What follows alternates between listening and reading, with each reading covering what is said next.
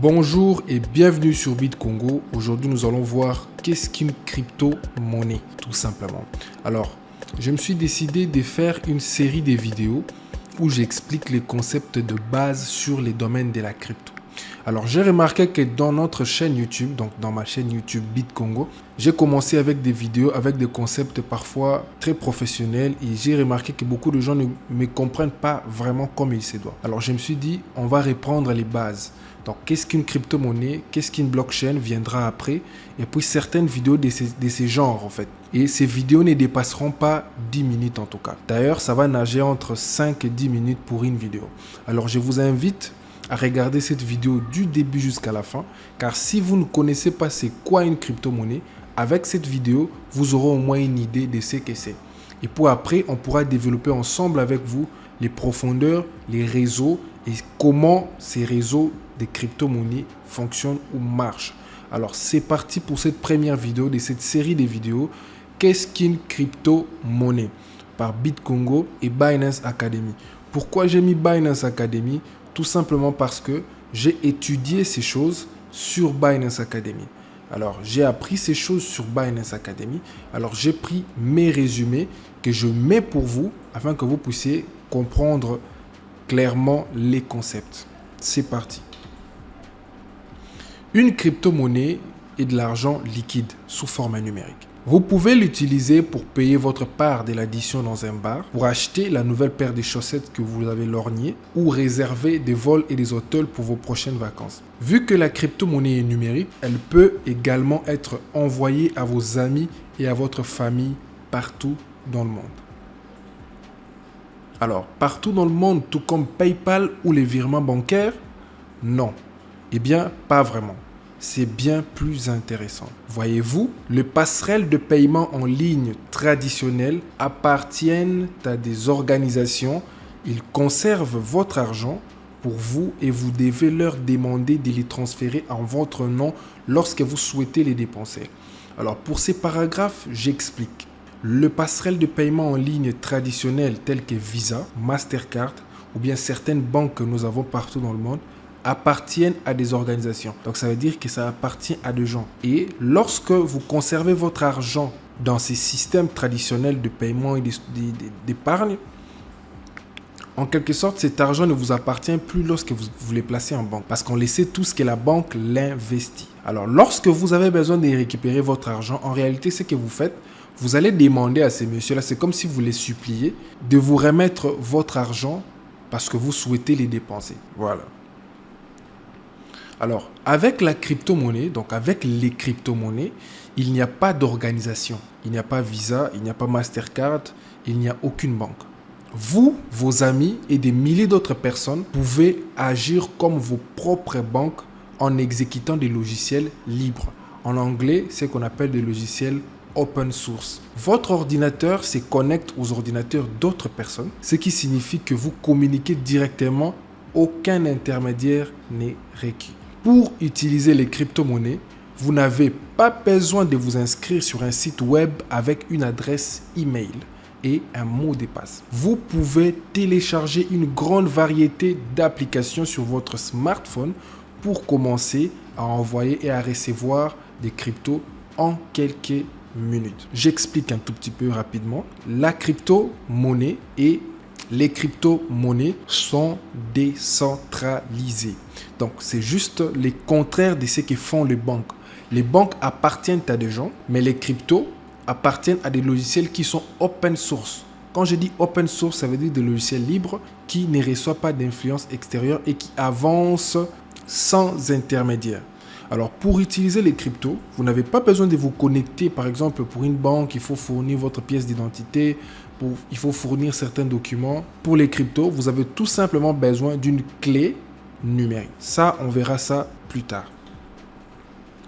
Pourquoi l'appelle-t-on crypto-monnaie? Alors, les noms crypto-monnaie est une combinaison de termes cryptographie et monnaie. Avec la cryptographie, nous utilisons des mathématiques avancées pour sécuriser nos fonds en nous assurant que personne d'autre ne les dépense. Il n'est pas nécessaire de comprendre tout cela. Les applications que vous utilisez feront le gros du travail. Vous ne saurez même pas ce qui se passe sous le capot. Là, je veux tout simplement dire que la crypto-monnaie, comme vous avez entendu parler des cryptographies, alors c'est un système monétaire qui fonctionne de manière cryptée. Donc en quelque sorte, cryptographie, c'est la mathématique, je pense, des choses qui sont anonymes. Donc vous voyez, dans les cryptos, on privilégie l'anonymat. Il n'est pas nécessaire de comprendre toutes ces fonctionnalités d'anonymat-là. Ce qu'il est nécessaire de comprendre, c'est quoi une crypto-monnaie. Et puis, les applications que vous utiliserez comme vos portefeuilles, donc on a MetaMask, on a Binance, on a tous ces portefeuilles qui se soient centralisés ou décentralisés, nous verrons ce que ça signifie dans l'avenir, feront les gros du travail. Donc, c'est eux qui vont s'occuper de la partie blockchain. Et vous allez vous occuper de la partie de vos transactions, de comment vous investissez vos crypto-monnaies. Ainsi, cet argent magique d'Internet n'appartient à personne et utilise la cryptographie pour sécuriser les systèmes. Mais vous avez déjà des applications pour payer les gens. En quoi est-ce que c'est intéressant pour vous? Donc, peut-être que vous utilisez déjà PayPal, vous utilisez déjà des applications de paiement, vos banques. En quoi les cryptos peuvent être intéressants pour vous? Alors, je vous explique. D'abord, premièrement, les cryptos, c'est sans autorisation. Personne ne peut vous empêcher d'utiliser les crypto-monnaies. Le service de paiement centralisé, en revanche, peuvent geler vos comptes ou bloquer des transactions. Nous allons voir ce que c'est que le service centralisé dans l'avenir. Personne ne peut vous empêcher d'utiliser vos crypto-monnaies. C'est quoi l'avantage? Parce qu'aujourd'hui, avec les banques surtout lorsqu'une banque est près d'une faillite, lorsque tu vas récupérer ton argent, tu verras qu'on refuse que tu récupères l'argent que toi-même tu as déposé. Alors moi, je vis en République démocratique du Congo et je peux donner un exemple typique qui est la BIAC, la banque qui avait fait faillite les années passées, la BIAC. Les gens qui avaient l'argent dedans, lorsque la banque commençait à avoir des soupçons d'insolvabilité, plus personne ne pouvait retirer ses fonds, alors que ces fonds appartenaient à des gens. Ce sont des gens qui sont allés les déposer. Donc ça veut dire que pour que tu récupères ton argent en banque, il faut une autorisation. Alors, les cryptos, l'avantage, c'est que d'abord, de 1, c'est sans autorisation. Et de 2, ça résiste à la censure. Donc, en raison de la façon dont les réseaux sont conçus, il est pratiquement impossible pour les hackers ou autres attaquants de les mettre hors service. Ça aussi, nous allons voir les hackers et les autres attaquants de les mettre hors service. Nous allons voir lorsque nous allons parler des blockchains. Résistant à la censure, l'exemple typique, c'est la Russie et l'Ukraine. Vous pouvez bien voir que la Russie a des sanctions économique au niveau de l'Europe et des États-Unis, mais ils arrivent à survivre grâce à un système décentralisé.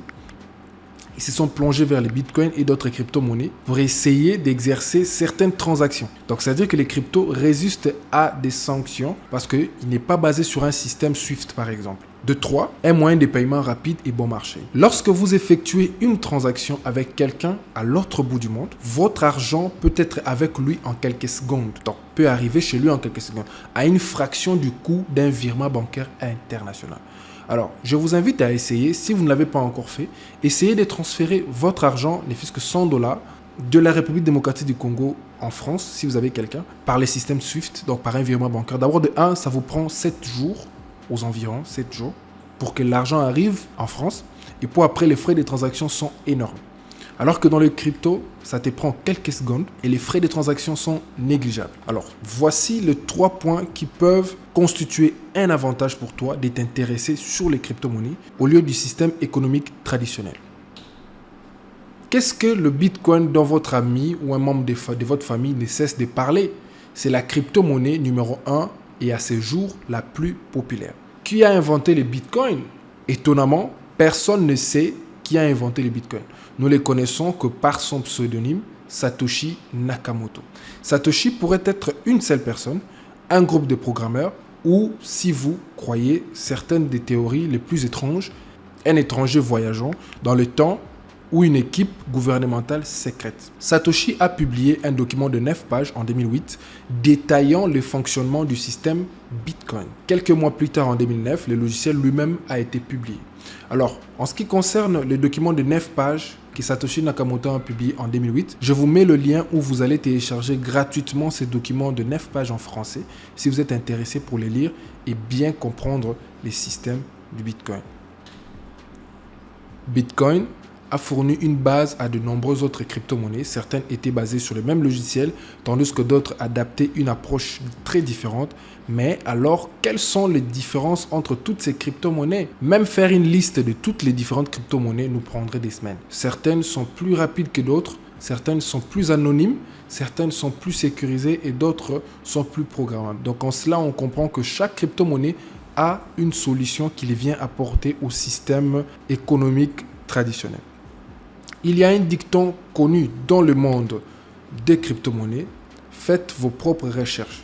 D-Y-O-R. En anglais, c'est Do Your Own Research. Nous ne disons pas cela pour être impoli, promis. Non, je ne dis pas cela pour être impoli. Cela signifie simplement que vous ne devriez pas considérer les informations d'une seule source comme étant la vérité. Par là, je veux tout simplement dire que moi, sur cette chaîne YouTube, je ne donnerai pas de conseils en matière d'investissement.